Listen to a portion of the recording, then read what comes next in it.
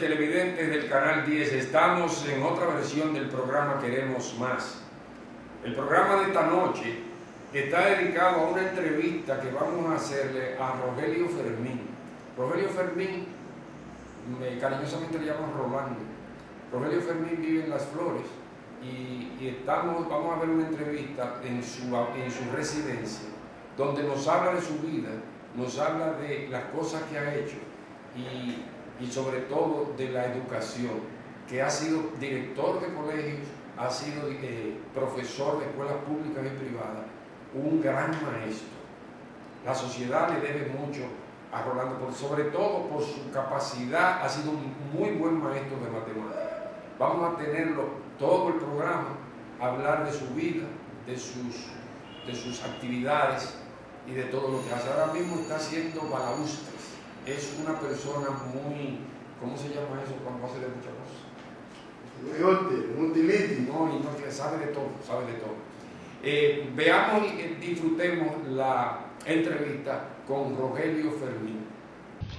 Amigos, como habíamos acordado en la presentación del programa, tenemos con nosotros a Rogelio Fermín, mejor conocido como Rolando Guzmán Fermín. Ya habíamos hablado de que Rolando es una persona que ha trabajado durísimo en su vida y queremos tener esta entrevista porque es uno de los valores que está ocultos aquí en Barahona, en el barrio de Las Flores. Rolando, buenas noches. Es de día, pero este programa se pasa de noche en el Canal 10. Dime, ¿cómo te sientes y cuéntanos algo sobre todo de tu vida? Empieza a contarnos desde que naciste, cómo fue tu vida, cómo lograste ascender a ser un gran matemático y luego nos vas a contar de lo que estás haciendo ahora. Buenas noches, cuéntanos. Bueno, buenas noches al pueblo de Barahona y al señor Jorge Piña, quien tenemos de frente.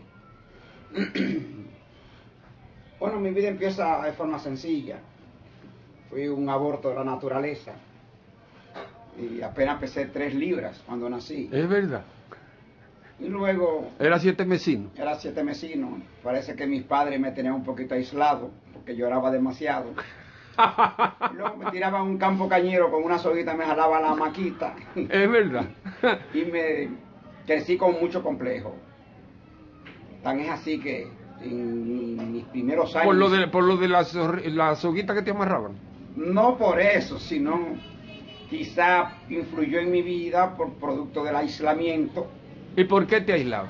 Bueno, porque como era 7 vecinos y luego mis hermanos Carlucho, Chabela, Camilo eran los niños mimados de mi casa. ¿Tú te sentías como arrinconado? En algún momento. Te arrinconaban. Ya cuando fui creciendo, ya 8, 9, 10 años, yo era que me encargaba de la limpieza de mi casa, ayudando a mi madre. Ajá. Ella lavaba y yo enjuagaba. ¿Dónde tú vivías? ¿Dónde tú vivías cuando tú naciste? Vivíamos en el Parque Los Sueros. No, pero cuando tú naciste, ¿tú no viviste aquí en Barahona? Sí, yo nací aquí. Lo que pasa es que mis padres eran camioneros y mi madre andaba para arriba y para abajo. ¿Cómo se llama tu papá? Justo José Guzmán Sánchez. ¿Y tu mamá? Álida Fermín. Ajá. ¿Y dónde fue que ustedes, después de Barahona, dónde te fuiste?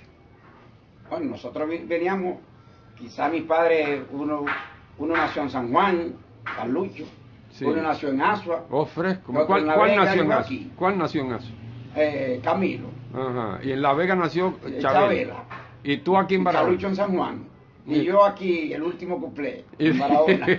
Y después que tú naciste, ¿se fueron otra vez de viaje por ahí? Sí, anduvimos mucho. ¿A dónde viviste? Vivimos en La Vega otra vez. Cuéntame en La Vega, ¿qué pasó en La Vega? ¿Alguna anécdota tienes tú de La Vega? Tremenda. Es verdad. Mi padre, como era camionero, tenía 2 camiones nuevecitos. Y sí, hicieron una mudanza en esa época. Ajá. Y mi padre dijo que la primera casa que encontrara, ahí se mudarían. Precisamente encontramos una casa, no tenía luz. Ajá. Nos mudamos en ella y en la noche la señora de la casa se ahorcó. ¿Cómo va a ser? Y al ahorcarse, mi madre le decía a Carlucho, que era el mayor, que le perdiera la lámpara. Como no era posible, parece que alguna fuerza extraña agarraba a mi mamá, que no podía levantarse. Ya al otro día mi mamá amaneció con una pierna toda morada. De ahí decidimos mudarnos para otro pueblo. Esa casa estaba encantada. Estaba, no sé, embrujada. Encantada, embrujada, sí. Y entonces... Bueno, de ahí pasamos a San Juan, a la Mate Farfán, a la capital. ¿Dónde fue la historia del azúcar, de Carlucho y tú? Cuéntame eso, es una anécdota. Sí, ¿qué pasó ahí? Carlucho tenía 5 años, yo tenía 4 años. Sí. Y Carlucho me dijo, manito, vamos a pedirle una ñapita al pulpero. Y le tocó la puerta al pulpero. El pulpero se levantó en pantaloncillo, le dio un chin de azúcar y otro a mí. Y entonces... Mi papá se levantó y una pela a Carlucho, a mí no me hizo nada. ¿Y por qué? Pues tú no eras tan arrinconado como tú dices. Pero era el más pequeño y tenía un pelo muertecito, bien lindo. Ajá, sí, sí, yo recuerdo eso, sí. Entonces, miren el pelo, miren cómo era, sigue hablando, no importa. Sigue. Sí. ¿Y entonces? Entonces de ahí decidieron mis padres irse a mudar a otro sitio. Ajá. ¿A dónde se fueron? Bueno, mi padre se fue para Estados Unidos y mi madre cogió para Barahona. Ajá. Nos radicamos aquí. Y aquí tuvimos en el Parque Los Sueros. ¿Qué tú hacías en el Parque Los Sueros? Tú hiciste muchas diabluras, porque yo recuerdo que tú me contaste que yo fui a dar una película al Parque Los Sueros y empezaste a tirarte. Bueno, en esa época todos los muchachos eran un poquito... Traviesos. Traviesos, carpetosos. Carpetosos. Como yo no tenía, un dominio absoluto de mis padres, que mi padre ya no estaba aquí. Fue ese señor llamado Yori Piña quien está haciendo la entrevista. Te encaramaste en una pequeña película al sí, Parque Los Sueros. recuerdo que era como de la iglesia católica, era como para rezar el rosario. Yo cogí un palito, le di por la cabeza. Yo no me di cuenta. Parece que le llamé la atención como un señor que siempre, disculpa la modestia, siempre buscando a quien enrolar para educarlo, que cambie su forma de ser. Sí, ahí te conocí. Ahí conocí. Sí, y entonces y después... Entonces ahí fue una lucha permanente con tal de que yo fuera a la escuela. ¿Y no querías ir, no? Como yo no quería ir a la escuela, se me obligó, se me agolpeaba, se me daba, y yo era rebelde. Muy rebelde. Quizá como yo era que atendía el negocio de mi casa. Sí. Sí. Mis hermanos eran...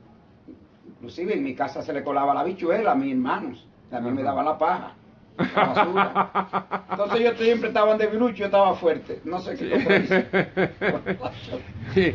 Y entonces, ¿y cómo fue tu vida académica? Bueno, y al principio... Yo la conozco, pero yo quiero que tú la narres a los amigos televidentes. Yo entré al principio ya a la Academia Franciscana, impulsado por disculpe la inmodestia, que he pronunciado 3 veces su nombre, por quien hace la entrevista, por usted, Yori, Rafael Piña. Sí. Estaba Sol Leonardo, una monjita cariñosa, tremenda, en esa época, cuando existían valores. Sí. Pero en esa época, antes eran como un apostolado, era entregado. Sí. Y entré a 6º curso. ¿Y por qué tú entraste a 6º curso? Porque ya estaba grande, tenía un chin de formación, aunque no haya ido a la escuela. Era un curso que era probable que pudiera entrar. Sí. De ahí Balaguer aprobó un 8º de admisión. Pues yo recuerdo que tú con 12 años no estabas alfabetizado, yo te alfabeticé a la mala. Sí, pero ya yo... Pero ya que tenía conocimiento. Me trancaba, tomaba una grabadora, comenzaba a leer. Sí. Veía que la grabadora, lo que yo leía, no se correspondía. Mucha falta, falta de dicción. De dicción. Sí. Ponía la S, la L, la R donde no iban. Sí. Y retrocedí, entonces me convertía como en un mecánico de la lectura hasta poder dominar el léxico que me permitiera facilitarme la lectura. Sí. ¿Y cuando Balaguer aprobó el 8º de admisión, yo dije, bueno, junto con otros amigos, Carlos González, José Castillo, Teodoro y otros, hicimos el 8º de admisión. Mira, yo no recordaba eso, ¿no? Y aprobamos el 8º.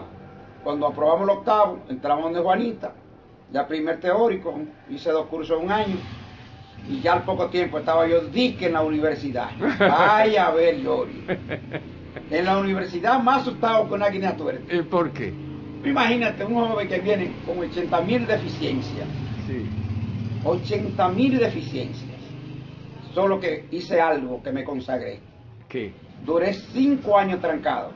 Me levantaba a las 4 de la mañana, como con 30 o 20 libros de matemáticas, 15 de historia, 8 o 7 libros de geografía. ¿Te mataba tú solo? Me mataba yo solo, con 2 pizarras gigantes que tenía en mi casa.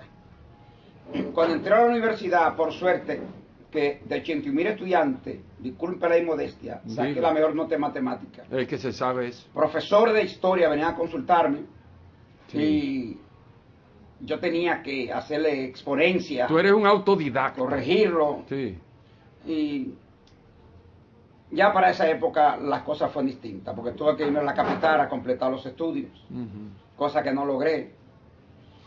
¿Por qué? Porque te gusta Barahona. Están a uno muchos inconvenientes.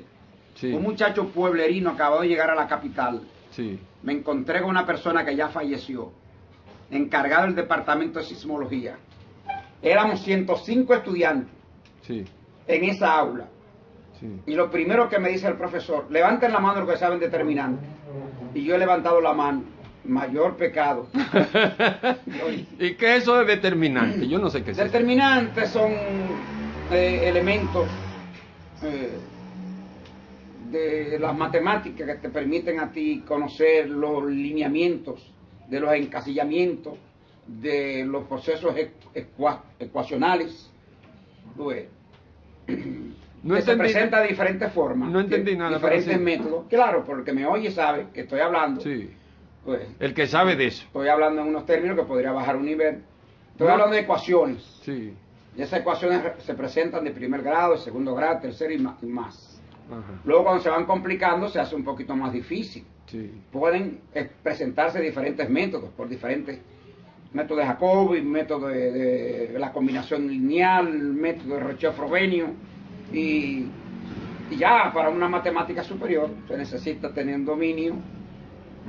Y cuando levanto mi mano, él me llama a la pizarra, después que pone su nombre, se presenta, y me pone 3 problemas. Vaya a ver, yo, si hubiese tenido en mis manos la facultad de poder venir a Barahona, yo en la capital, y estrangular a los profesores de matemáticas, lo hubiese hecho. ¿Sabe por qué? Porque voy a mencionar un nombre que aún aquellas personas que tienen un dominio ni siquiera dominan este término. Álgebra de Booleana.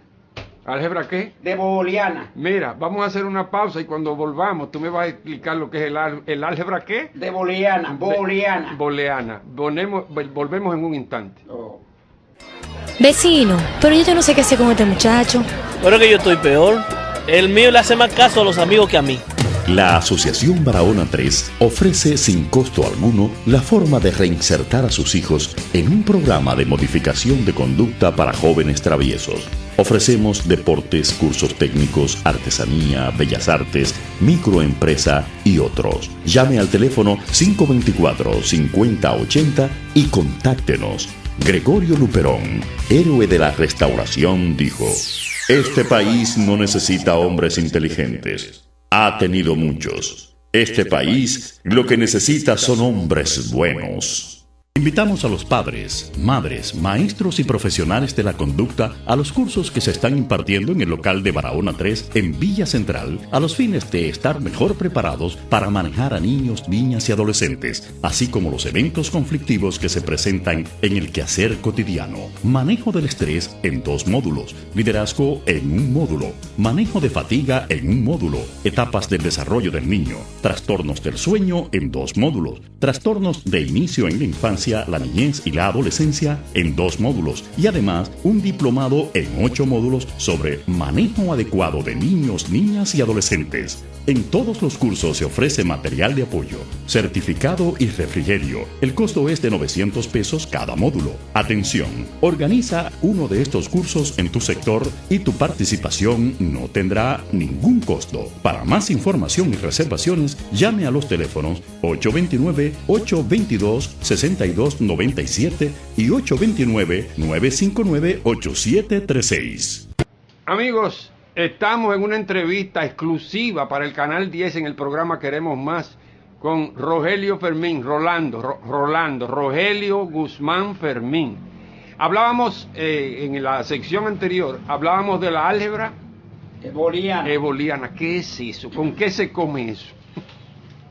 Cuando el profesor de matemáticas de la UAS en Santo Domingo me hablaba de la álgebra eboliana, del método de Jacobi, del método de la combinación lineal y el método de Roche-Frobenius, yo miré a los 106 estudiantes y me miraba a mí. ¿Sabe qué me dijo? ¿Qué te dijo? Usted es un mediocre. Usted se va de esta aula.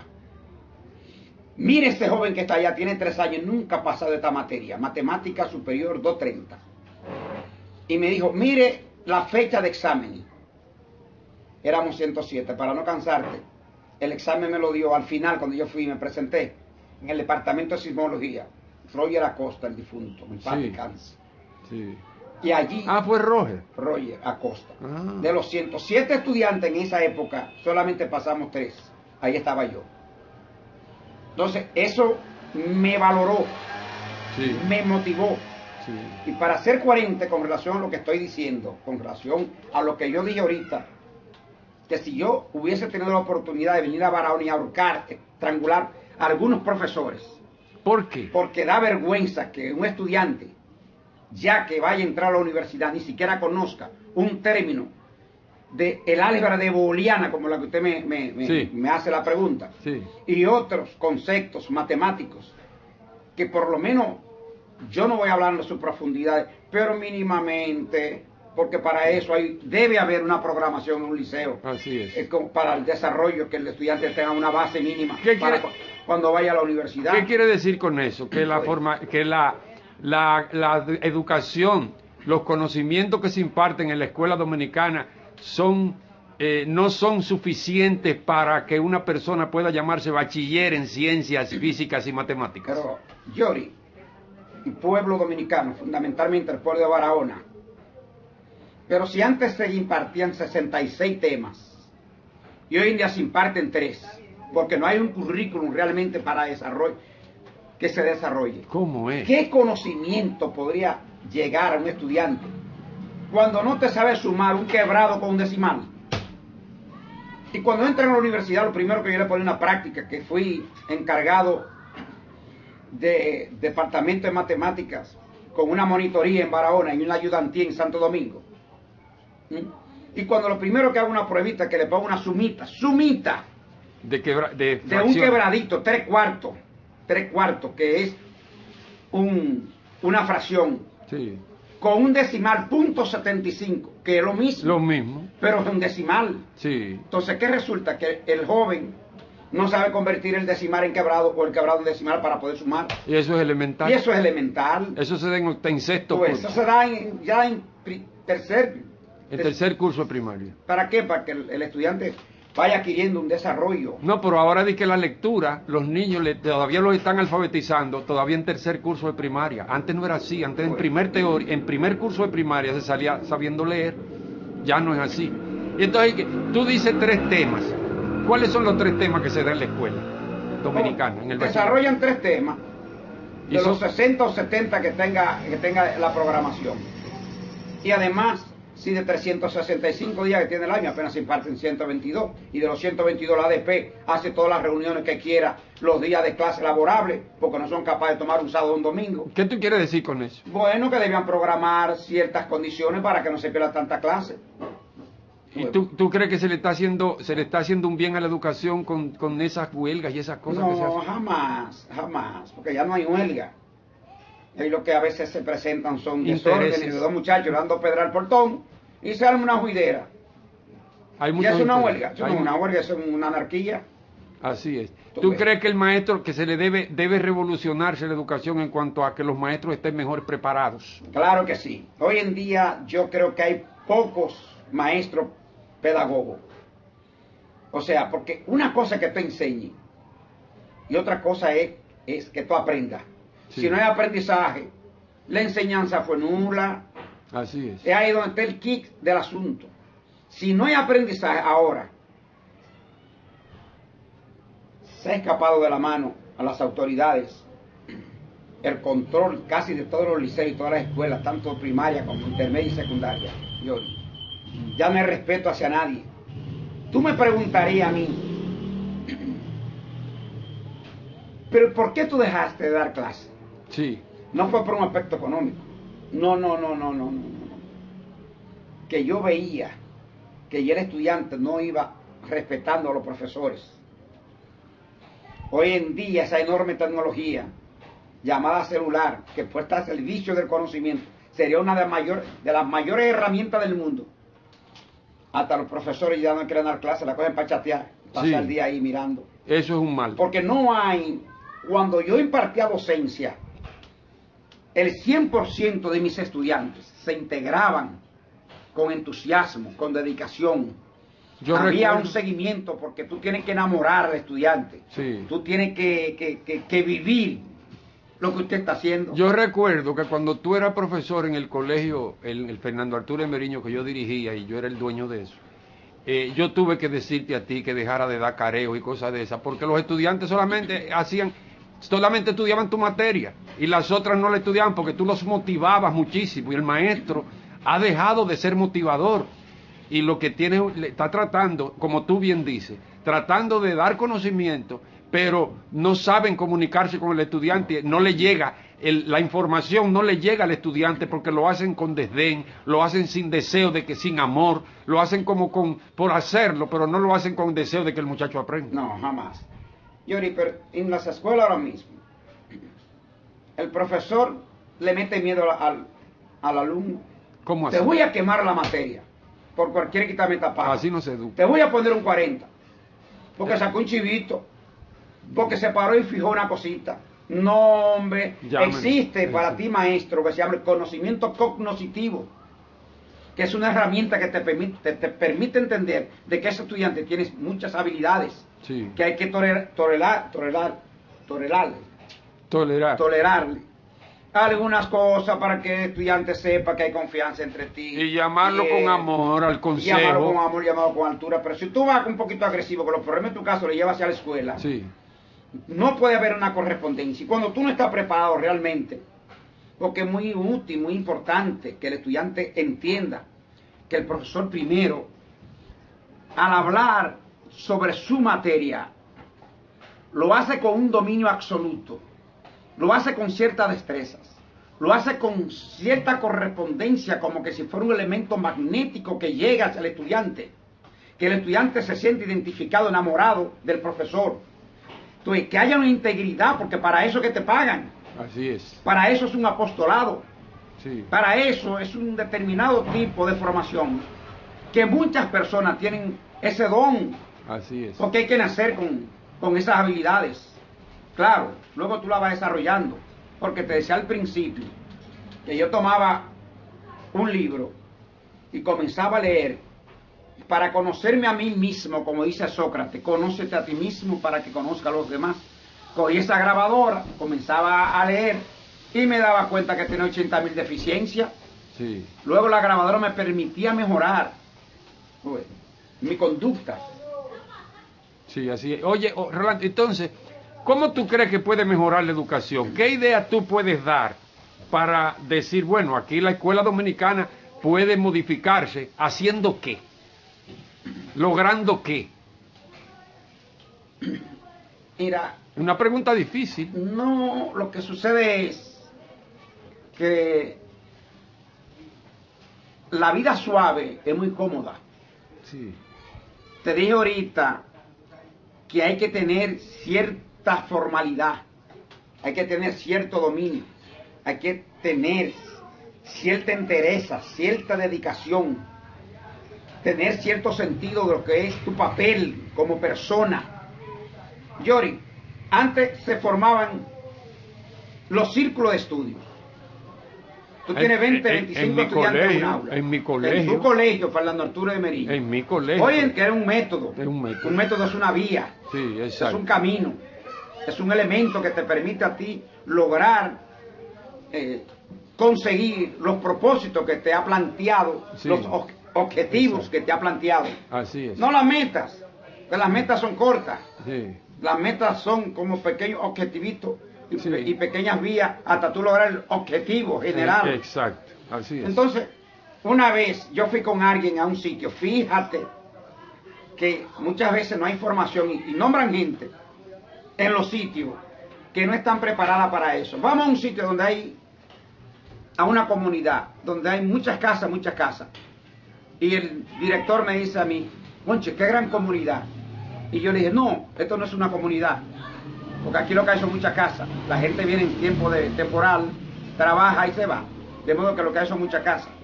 Llegamos a otro sitio donde no habían casas, sacamos un fututo, llamaron a la gente.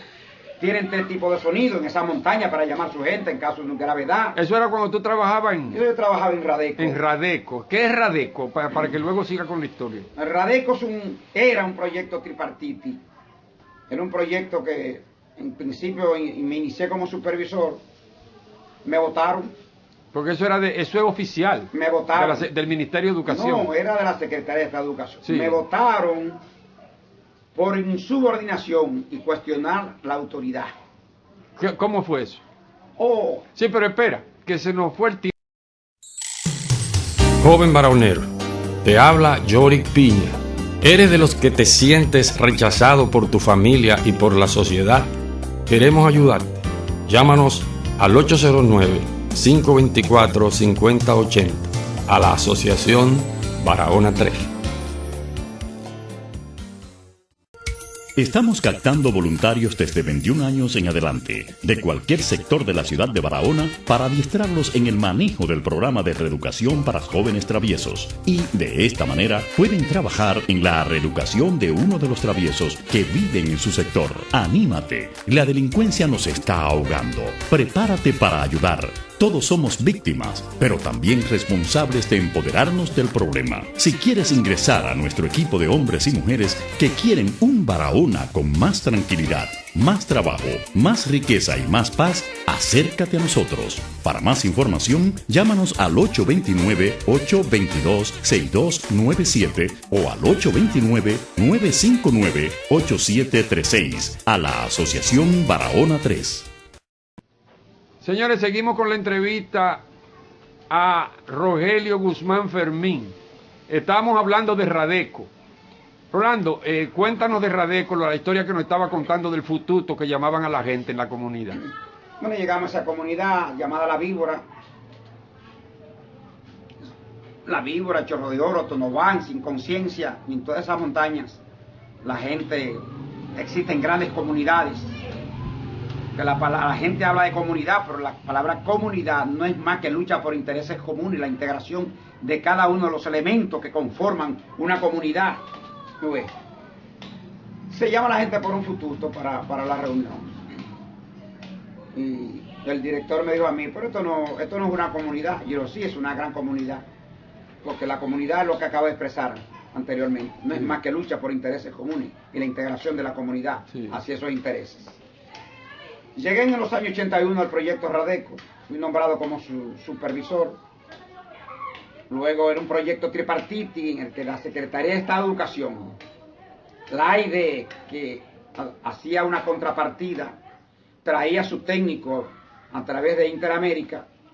A Interamérica no le interesaba el crecimiento del proyecto, solamente que como empresa multinacional le interesaba traer su técnico y ganarse la mayor partida. A mí, como integrante y dedicado a la educación, me interesaba el desarrollo de las comunidades. En esa época no había una escuelita por ninguna región. Ese proyecto había llegado a Nicaragua, que lo habían puesto allí, Radio Matemática en Nicaragua, parecido al de uno que hay aquí, o había, Radio Santa María, y trajeron ese proyecto. ¿Y qué tú hacías específicamente ahí? Yo era que organizaba las comunidades. ¿Pero daba clase también? No, clase no se impartía porque era un proyecto radial, donde el sí. radio hacía la función del profesor, había un auxiliar que era quien organizaba los grupos, los estudiantes, y el radio y las ondas hercianas. ¿Y por qué te cancelaron de eso? Me cancelaron, dije ahorita, por insubordinación, cuestionar la procedencia del personal que traían de Estados Unidos y de fuera. Y además que ellos no querían que yo organizara las comunidades para que no hubiesen tantas comunidades. ¿Pero por qué? El proyecto se cae precisamente porque te dije que se gastaba más dinero en la medida que hubiese más comunidades. ¿Qué hicieron? Que yo cogía y después que cerraban el proyecto, a las 5 de la tarde me montaba, me iba para la montaña, organizaba las comunidades y venía a las 10 de la noche. Porque yo quería realmente dejar las comunidades organizadas y que no se me cayera. Porque los proyectos no se caen, lo tumba el hombre por incapacidad. Cuando me votan, el proyecto se cayó. y luego sometí a una terna y me dieron entonces la dirección del proyecto. Ahí sí encontré todos los vehículos motores de Guayangao, hice una reunión con el personal, hice quizá lo que hizo Ali en el Brasil. Hice algo indebido. ¿Qué? Que planteé una planificación ficticia para que ese dinero con el personal poder resolver el problema de los vehículos motores para ponerlo en condición óptima para poder salir al campo. Y efectivamente... Sí, pero tú no te lo metiste en el bolsillo ese dinero. No, jamás. Eso. Jamás. Yo trabajé en el mercado en los años 88, un año después que me fui del proyecto. Y ahí sí era que había enormes conflictos. Y yo resolví todos mis problemas en el mercado. Y le resolví el problema a mucha gente. Cuéntanos de eso del mercado. Bueno, entonces en el 88, cuando yo estaba trabajando en el mercado, antes de pasar... ¿Cómo qué? Tenía la administración del mercado público. A la administración. Me reúno con los mercaderos, uno lo en la parte de atrás. Dicen ellos que ellos habían aportado un dinero a otras administraciones. Yo le dije que el dinero tenía la lista para devolverle los 35 pesos que habían aportado entre todos, de a 2 pesos, de a 3 pesos y de a 4. Le planteé realmente asfaltar, no, hacer una calle peatonal a la parte de atrás. Dudaron de mí porque hacer una calle peatonal allá atrás requería de mucho dinero. Y me reuní con el comercio, me reuní con el síndico de la época que me dio todo su apoyo. Y cuando hicimos la primera... ¿Cuál era el síndico de la época? El ingeniero Carlos Sufrón Heredia. Una maravilla de hombre, increíble. Sí. No existen dos en Barahona como él. Él fue profesor en la universidad. Él fue profesor mío y universitario y fue síndico en Barahona para esos años. Ajá. Hicimos la sala peatonal y no gastamos 5 cheles en mano de obra. ¿Por qué? Porque se motivó a los mercaderes a que ellos pusieran la mano de obra para yo poner los materiales y que hicieran una partida económica, porque el proyecto requería de 8 partes. La primera parte inicial que le va a hacer el ayuntamiento municipal, no yo, o como hace la gente, cuando tiene una posición, una vez a poner nombre, fulano de tal hizo esto, no, la institución, así que este es. país más anda manga por hombro, por ese relajo que por hay. El protagonismo. No, el protagonismo. Sí. Y cuando hicimos la primera parte, esos mercaderes, hicimos una reunión, recaudamos 85,000 pesos y me lo estaban entregando. Y dije, no, que se forme una comisión que se lleva a la tesorería del ayuntamiento para irlo sacando poco a poco, porque todo el que brega con miel es normal que se da malos dedos.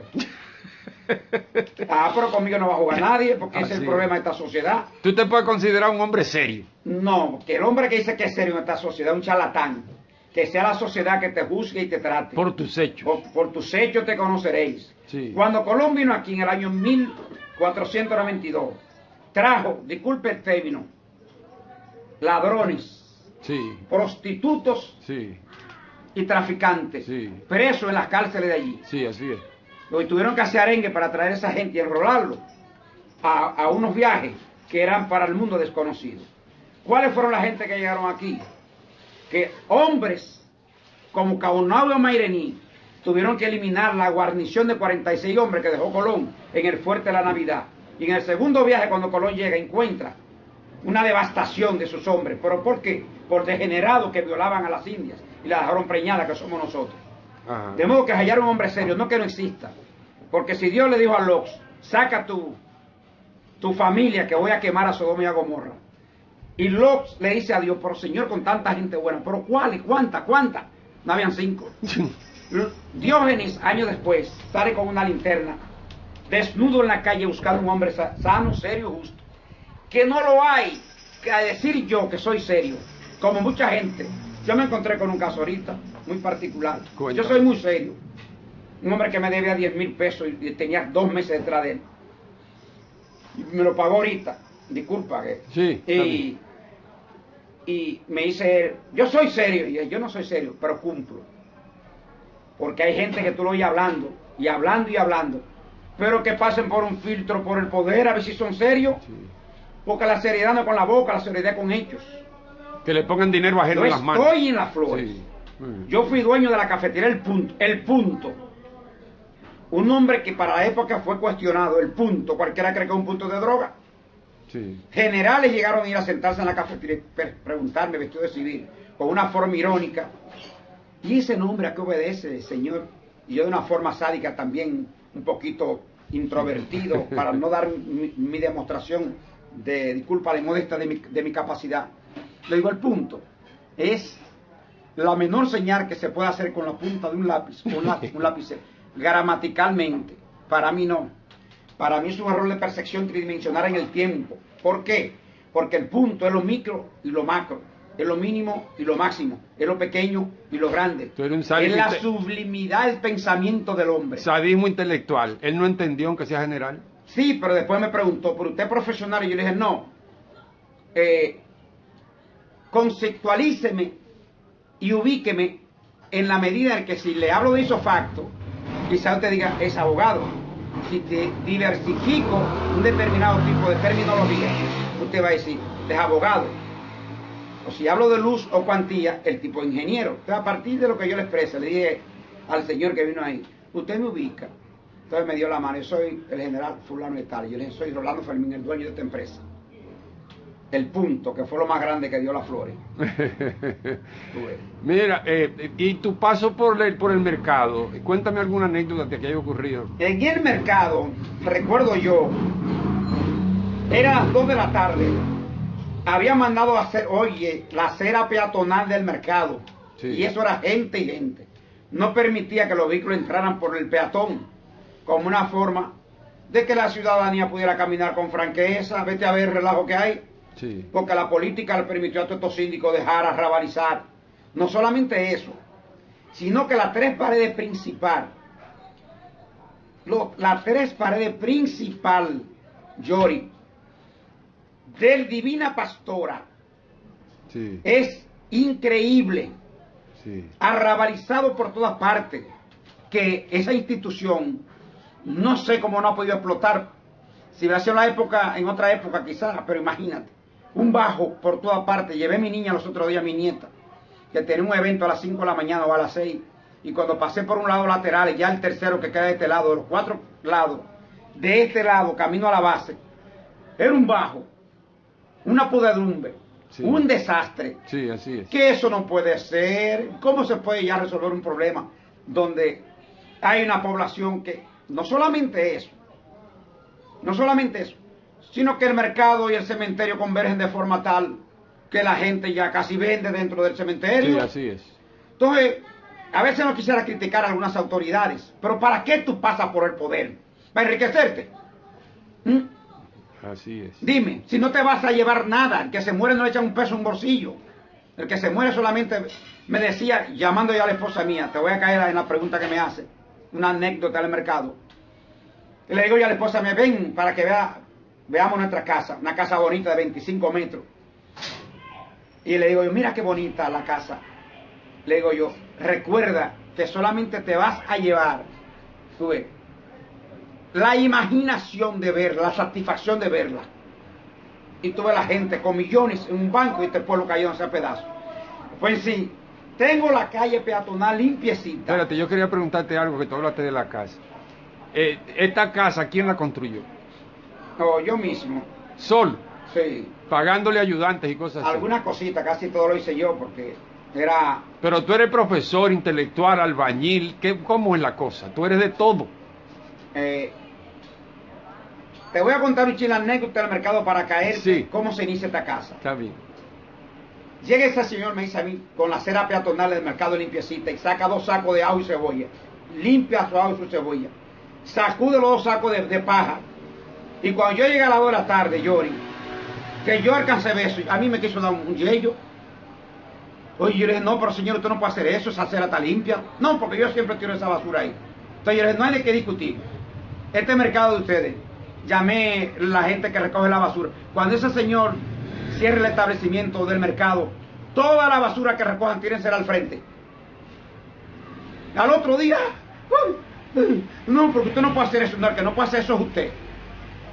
Usted va a limpiar o va a tener su negocio abierto o cerrado, porque ahí toda la basura la vamos a tirar todos los días. Porque como usted es un sucio, mandó a limpiar y se limpió el mercado. Ahí me entendió. ¡Qué chulería! Otro día, un señor muy respetuoso, una estrella, un hombre increíble, llamado Adolfo Félix. Ah, sí. Tiene como 8 o 10 establecimientos en el mercado.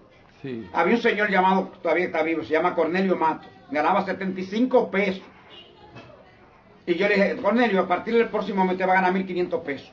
Voy a llevar una propuesta a la sala capitular. Cuando me la apruebo, se la llevo a Adolfo, que eran unos impuestos, Adolfo, que nunca había pagado impuestos.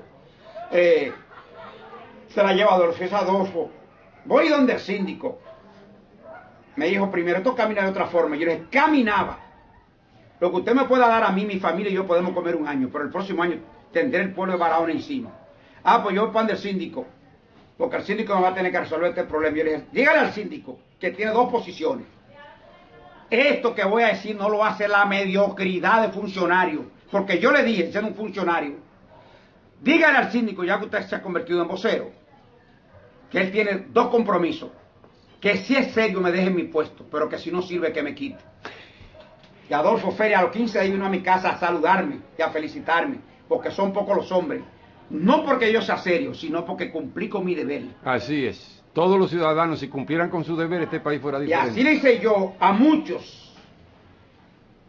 Pregúntele a Cibao, la parte de atrás que vendía coco, que vino con un dineral para dármelo. Y yo le dije, no, yo no vine aquí a buscar dinero, yo vine aquí a resolver mis problemas y a resolver el problema de ustedes, que son los dueños de este mercado. Hoy soy un ave que voy despacio ahorita. Si todos los dominicanos, los barahoneros, los dominicanos, pensáramos de esa manera, no hubiera tanto problema de Brecht o de Brach y no sé cuánto y no sé qué. ¿Por qué? Rolando, ¿tú sabes cuál es el problema? Que tú fuiste formado por personas que realmente saben de cómo educar. Esa es la realidad. Toda la gente que pasó por el Colegio FAME, que pasó por las manos de Yorick Piña, se piensan, sienten, actúan de otra manera. Si los televidentes no lo saben, este caballero que está en su pantalla es mi ahijado, yo lo formé, yo lo enseñé a leer y escribir ya un poquito grandecito, como de 10, 12 años, y él cogió su camino, es un rebelde, es así, es un rebelde. Me dio muchísimo trabajo poder lograrlo, pero después se puso él solo y lo logró solo, sin ayuda de nadie, ni de padrino, ni de mamá, ni de papá. Queremos Más es un programa producido por la Asociación Barahona 3 con los auspicios de la Fundación Amigos del Mundo Incorporado, cuyo objetivo es orientar a los padres, madres, maestros y personal que maneja niños, niñas, adolescentes y jóvenes para ofrecerle las herramientas necesarias para una mejor formación, así como servir de canal para tener una comunicación expedita con los conductores del programa de reeducación para jóvenes traviesos que se ejecuta en la ciudad de Barahona y en Villa Central. Queremos más jóvenes que se empoderen de los males de su comunidad para juntos buscar las soluciones recomendables. Queremos más autoridades provinciales y municipales preocupadas por resolver junto a las autoridades nacionales el desempleo, la marginalidad y la corrupción. Queremos más jóvenes que residen en los sectores marginados que, por una razón u otra, son apáticos a los diferentes males sociales que nos agobian. Salgan de su estado de conformidad y luchen por reducirlos. Queremos más centros de capacitación y apoyo para niños, niñas, adolescentes en riesgo, embarazadas y víctimas del abuso laboral, psicológico y sexual para restaurarles la felicidad perdida. Queremos más y mejores maestros bien pagados para que puedan dedicarse a la hermosa labor de la enseñanza sin preocupaciones. Queremos más aulas para que la juventud barahonera pueda acceder a cursos técnicos y educación tradicional en calidad, a los fines de que crezcan y se formen adecuadamente. Queremos un sistema de salud que ofrezca camas para adolescentes y adultos víctimas de la esquizofrenia y que deambulan por estas calles de Dios, provocando accidentes y amenazando la vida de los comunitarios sin que las autoridades de salud hagan lo que tienen que hacer. Queremos que nuestros policías sean cada vez más adiestrados en el trato a niños, niñas, adolescentes y jóvenes, que estén conscientes de que son inmaduros y no están en capacidad de enjuiciar como adultos los eventos que suceden a su alrededor. Queremos más productividad en nuestros campos para que los alimentos de la canasta familiar lleguen a precios más bajos a la masa desposeída de nuestras comunidades. En fin, queremos más padres involucrados en la formación de sus hijos para lograr niños más felices, que iluminen con su sonrisa el Barahona que soñamos, con más tranquilidad, más justicia, más salud y más paz.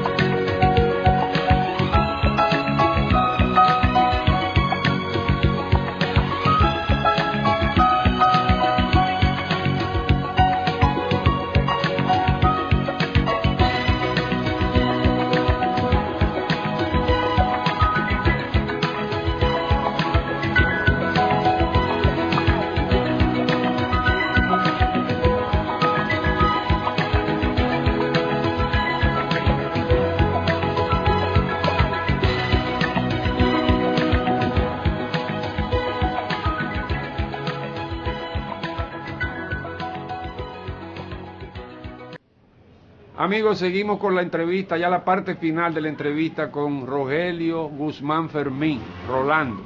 Rolando, cuéntanos cómo tú hiciste esta casa, porque yo veo, esta casa es hermosa.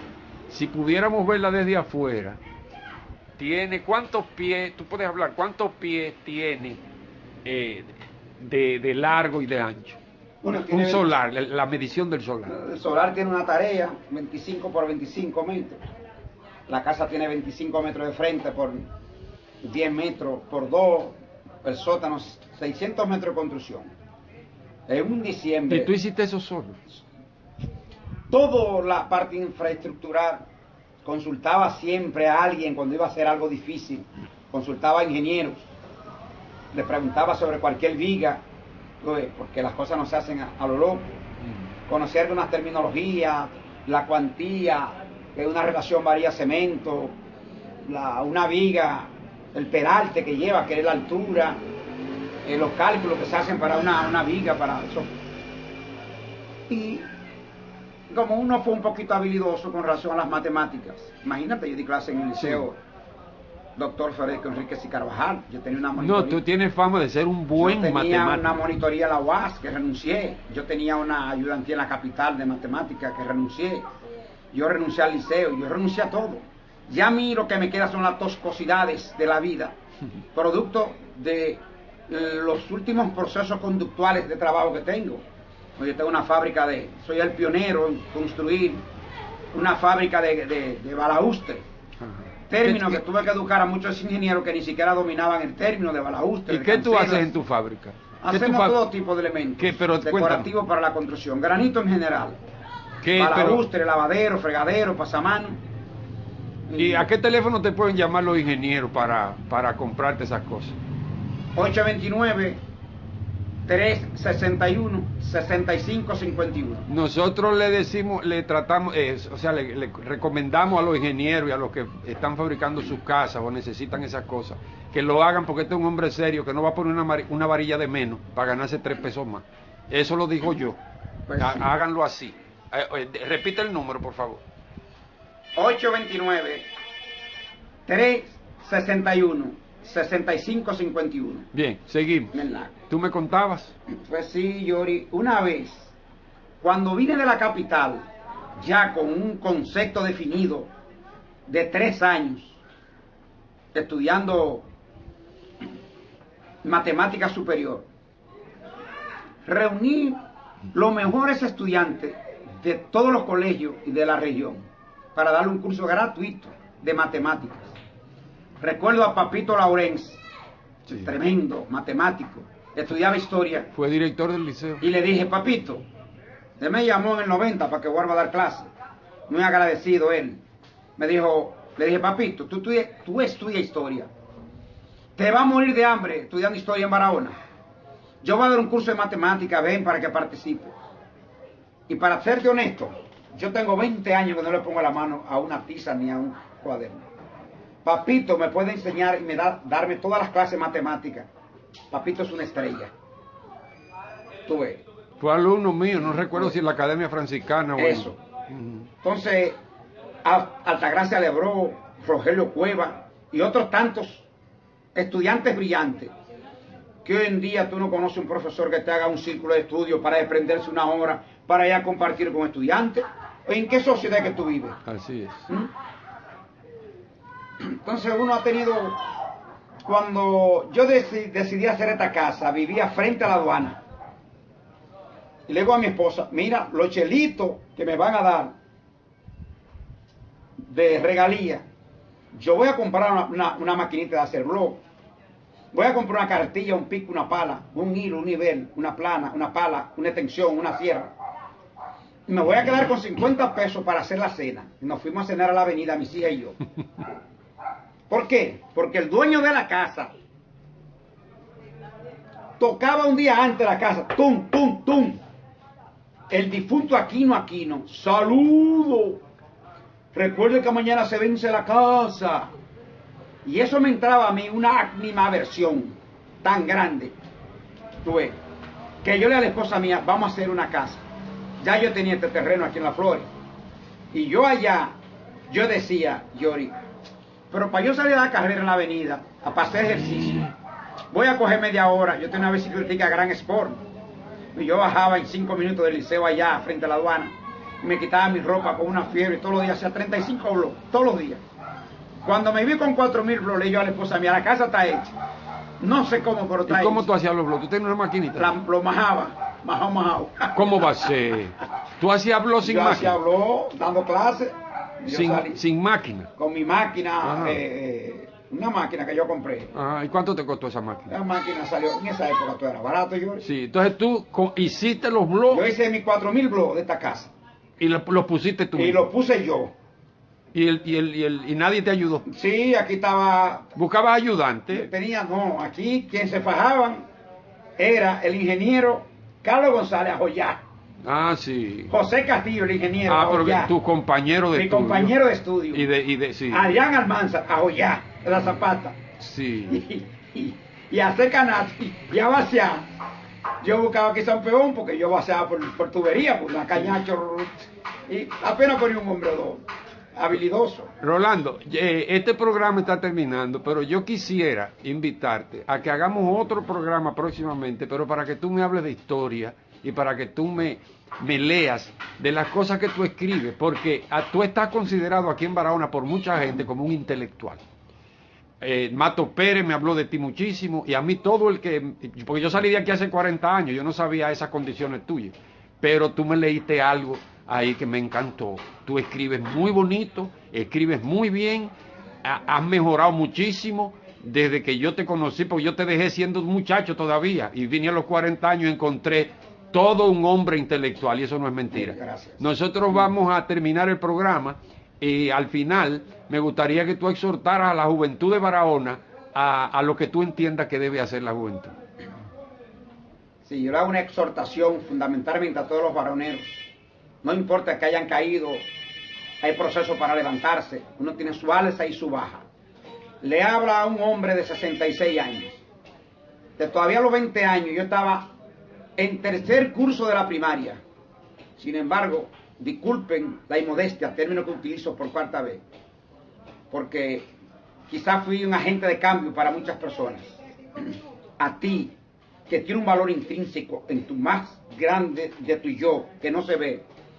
Así como el viento sopla y hay cosas que se ven y cosas que no se ven.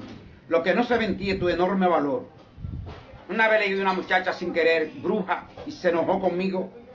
Le digo, ¿por qué? Porque tus elementos sensibles penetran de forma tal. Y así como hay cosas que uno dice que quizá ofenda a la gente, también uno dice cosas que le llegan al corazón y a lo más profundo. Juventud, tú tienes un tesoro por delante. Anímate y prepárate. Edúcate y fórmate. El futuro es grande para ti. Muchas gracias, Rogelio Guzmán Fermín. Amigos, tuvimos esta entrevista con uno de los hombres ocultos en Barahona que tiene muchos valores y debe ser ejemplo para la juventud, no de Barahona, sino de este país. Nos veremos el próximo sábado en el programa Queremos Más. Muchas gracias.